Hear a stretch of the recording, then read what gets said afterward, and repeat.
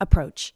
The Bible tells us to share the gospel, an example being Mark 16:15, which says, "Go into the world, go everywhere and announce the message of God's good news to one and all."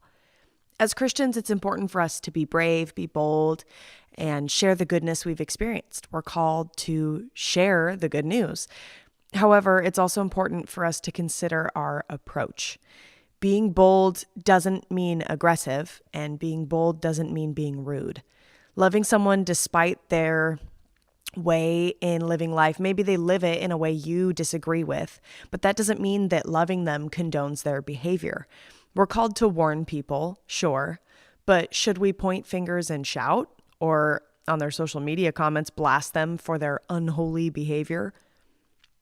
My friend, we will call her V, had gotten tickets for a concert she was extremely excited about. It was someone she's wanted to see perform live for pretty much her whole life, and was sharing the experience with a dear friend of hers.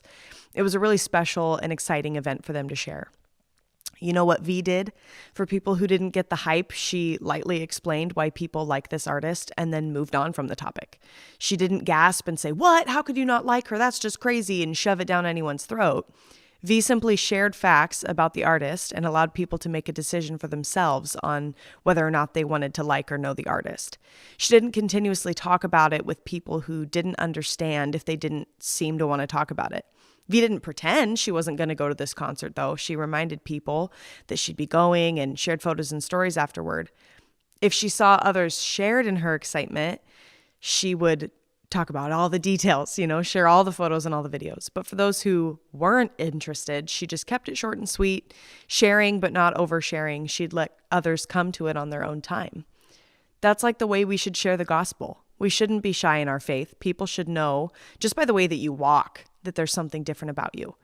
Whether they know it's God or not, they should recognize the peace on your life. But that doesn't mean that when you see someone buying beer at the store that you should call them out for it. Instead, you could just silently pray for them.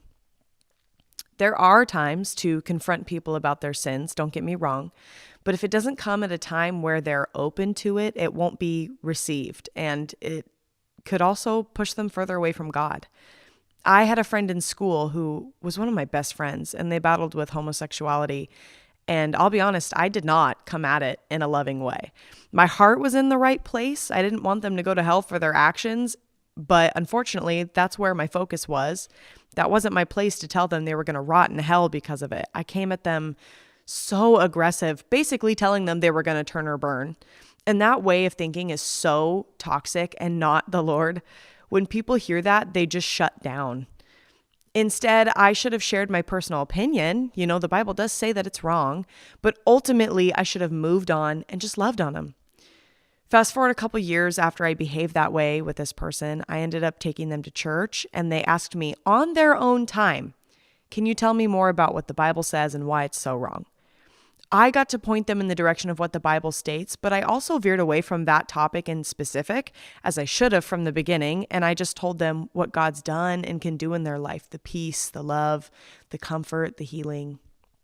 I don't know where they're at now, but I know they have a lot of church hurt, and I'm confident I unfortunately contributed to that.